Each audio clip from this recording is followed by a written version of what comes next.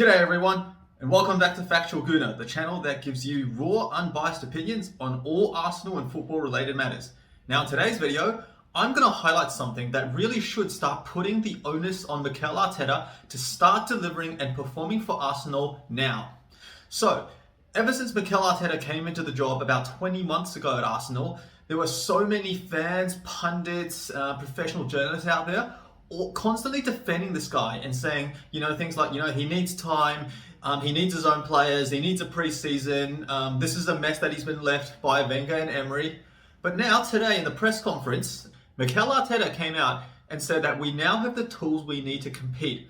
Make of that what you will, but really effectively what he's saying is that I've been backed. The owners have given me what I want. The Kroenkes, who are supposedly the worst owners in world football, have given me exactly all the tools and mechanisms I need now to succeed. Now, before I get into sledging Mikel Arteta for the rest of this video, I do want to say that, look, I am not a Kroenke supporter by any means. I definitely do not want Kroenke at this club. Would I take another owner? Absolutely, all day long. But when you look at the cold hard facts, Kroenke has backed Arteta. Guys, you've got to think of it this way. Kroenke is an American owner who doesn't live in the UK. He's not even interested in football. I don't think he's ever even watched an Arsenal game properly. He's not going to know anything about football. He's in this for the money. So he employs people like Edu, like Vinay, and like Arteta to make those decisions and do his job for him. Is he a negligent owner because he lets failure continue? Yes. But like I said, he's still making money. So is he really going to care? Probably not. So that's why at this point, Kroenke is not the only problem. And because Arteta in this press conference has come out and said, I have the tools I need now, we should start holding Mikel Arteta to account. So, what we're going to do is we're going to go through his press conference quotes and we're going to basically review the words straight from his mouth, and I'm going to help you dissect why now Mikel Arteta should be the primary person held to account to make sure he delivers on what we need to do as a football club this season. Now, as we all know, Arsenal had the highest overall spend in the transfer window, bringing in 6 new players, all under the age of 23.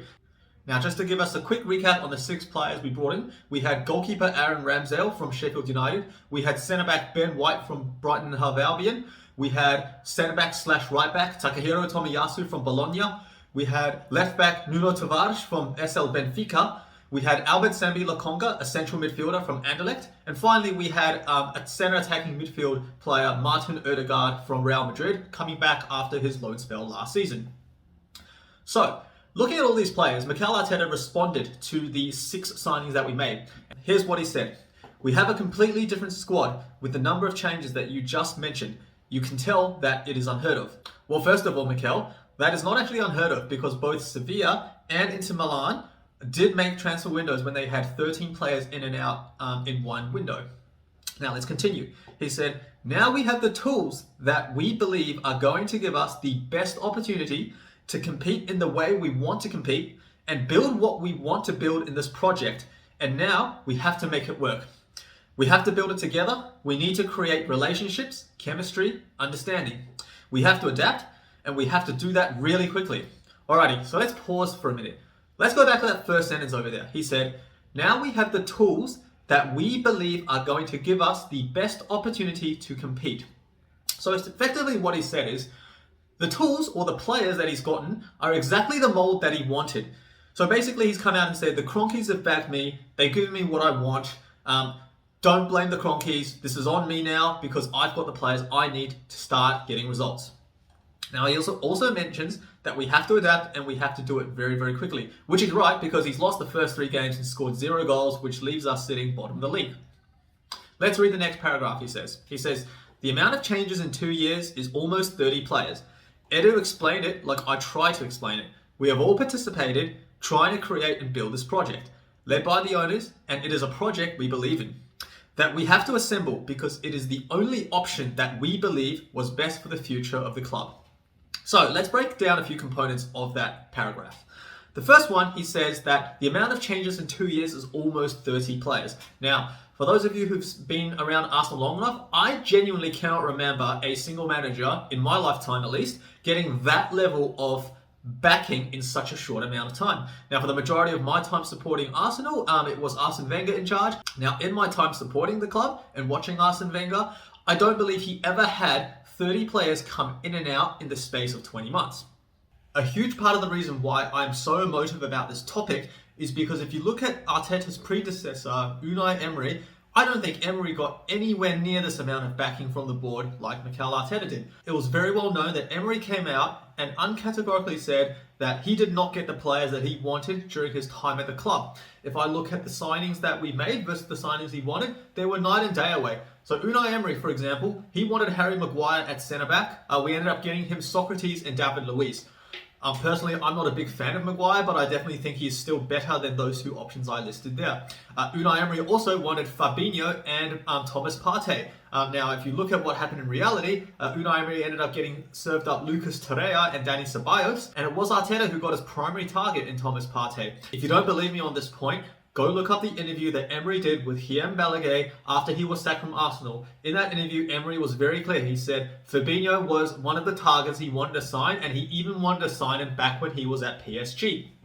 Finally, let's look at the signing of £72 million winger Nicolas Pepe from Lille. Emery did come out and say that he did not want Pepe as his primary target. He acknowledged that Pepe was a player with a lot of potential and a lot of talent, but he needed Wilfried Zaha, who was ready to win him games right now. Just judging by that comment, you could tell that Unai Emery didn't really have the confidence from the board that they were going to stick with him, and ultimately he got sacked, which is probably why he wanted Zaha over Pepe. Now, if you look at this clown in Arteta, he's basically come out and said he has been given every single player that he wants. We might find out several years down the line, once Arteta leaves Arsenal, that he was lying about this the whole time and didn't get back. If that were true though, and he came out as lying, then I feel that would even be worse. The second point I want to point your attention to is he said, this project is led by the owners. That means, as much as it is a Edu and Arteta process, as a lot of the fans believe it is, he's now basically said it's effectively the Kroenkes process. So, for all of you people out there who are still harping on about this trust the process bandwagon, you're basically saying that you trust the Kroenkes process. But really, I bet you 95% of these people online who say trust the process and give Mikel time are the same people basically swearing and cussing out the Kroenkes at every opportunity they get. Alright, let's now move on to the final part of this part of the press conference. He says, we all take responsibility because we all have been involved in the decisions and we have to make it work. The complexity in football is that you want to build a medium to long-term project with immediate results, and we have to embrace that because there is no other way in football, and you are going to have to get results, and we are ready to do that.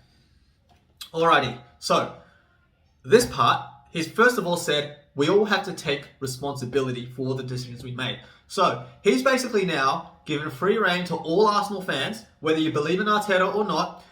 He's basically now said, hold me accountable. I am now responsible for all of the transfer business, whether you like it or not. He also then says, in football, you need to build a medium to long-term project with immediate results. So while he has been harping on about this long-term process and youth project hype train for the last 20 months, he has acknowledged that we have to get results right now. And no matter what you think about football, no matter what you think about building up the youth, it is a results business at the end of the day. And if you don't get results, you are going to get sacked from your job. So, I just want to break down some of the myths of that. So, not every single project is a medium to long-term project. If you look at the likes of Jose Mourinho and Antonio Conte and Carlo Ancelotti, none of them really stay in a manager's job for a long period of time. And none of them certainly really are known for building a long-term vision and a long-term project. But what they will guarantee you is results. Now, at the end of the day, like I said before, football is a results business. If you can build something more long-term, that's great. But if you're not going to get the results, your club is going to go into decline and continue to decline. If you think about it, we haven't made Champions League for, maybe 5 years now?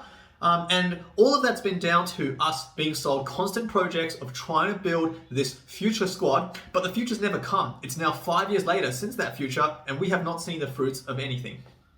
Now, I'm going to give you my take on whether I think these tools that Mikel has talked about are enough to make us compete.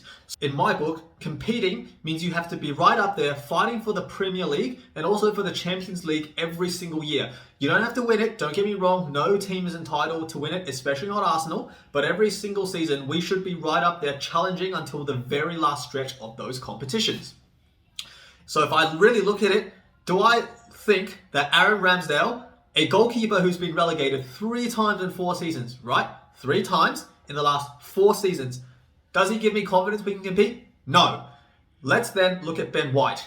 Ben White was a £50 million centre-back, which we probably overpaid for. In my mind, he wasn't even the best centre-back at Brighton. If you wanted a centre-back from Brighton, should have got Lewis Dunk. Is Ben White going to help us compete? No. Let's look at Nuno Tavares. Is Nuno Tavares going to compete? Well, he's a backup left-back to Kieran Tierney. I'm not, overly angry at the signing, but is he going to make us compete? No. Albert Sambi Lokonga, great youth talent. I've seen him play already. I've seen enough of him already at this point that I think he's going to be an absolute top-class player. But is he ready for now and going to make us compete by playing every game week in, week out and performing? No, it's not fair on the kid. Let's look at Takeru Tomiyasu. He's a centre-back / right-back, so more of a utility player. You can maybe call him an improved version of Callum Chambers. Is he going to make us compete? No. And let's look at Martin Odegaard. Well, last season he was here on loan. We finished 8th. He created 1 big chance and only got 2 assists in 14 games. Is he really going to make us compete? The answer is no. I've seen Arsenal fans out there try to dress up these signings, trying to hype them up and talk about that, yeah, Ramsdale's going to be great. Look where Edison and Allison was at the age of 23. Ben White's amazing. He's a young English centre-back who's going to rise to the top. Get a grip of yourselves, guys. Have a look at what other rival fans are saying. And I'm going to reference rival fans because rival fans have no attachment to Arsenal like we do. So by that logic, they are actually going to look at things objectively without any of these preconceived biases. Ask any rival fan. Ask a United fan, a Chelsea fan, a Liverpool fan, a Man City fan, a Spurs fan, even a Leicester or an Aston Villa fan. Ask any one of them, do any of those 6 signings genuinely make you think Arsenal is going to compete again? Every one of them is going to say no. And if you try to tell them that, oh yes, we're going to win the title with these players now, they're all going to laugh in your face. Get a grip, wake up, and start smelling the coffee. One final piece of information I want to bring to your attention, and I think it's going to highlight some tensions between Arteta and Edu behind the scenes. So, Arteta in another interview recently came out and said, we want a club that is sustainable, that is stable financially, but at the same time can compete at the highest level because we know the demands for our club is to be the best, and we have to do that. So, Mikel has said that we have to compete and we have to be right up there because that's what the fans and the club deserves. If you then remember Edu's interview with Sky Sports the other day, where Jeff Shreves absolutely tore him to bits by asking him proper questions. Good on you, Jeff Shreves, by the way. You did us a favor there, mate. Edu basically said, I don't want to go for top 4 or top 6 or top 8 or top 10. I'm just really looking forward to seeing the squad play together. I'm really looking forward to see everyone fit. Hang on a sec, mate.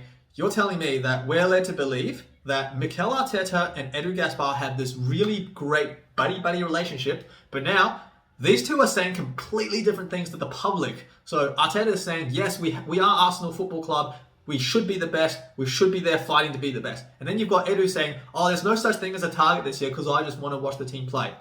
I think there's some trouble in paradise, guys, and it's time that we hold both of these guys to account. So, in conclusion, to summarize up my points, Arteta's come out and said he's got the tools he needs. It's no longer just a blame Kroenke agenda or point the fingers at the owner, and it's time for Mikel Arteta to start delivering and getting us results and getting us right up that table in the next few months. I would still sack Mikel Arteta tomorrow if I could, but I know that this banter club is not going to do that. Thank you everyone for watching the video today. Really appreciate your time. If you enjoyed the content, please give me a like. It will really help me and I really appreciate that. Leave me a comment below as well. Let me know your thoughts on this whole situation. Do you think that Mikel Arteta should really be held to account as much as I think he does, given the comments he's made? Would love to hear your thoughts below. And finally, please do subscribe to the channel if you are new around here. There's plenty of content I've got on the way, and I'm going to be uploading that quite regularly for all of you. Thanks again for taking the time to watch the video. Do stay safe, be well, and I will talk to you all very, very soon again. Cheers.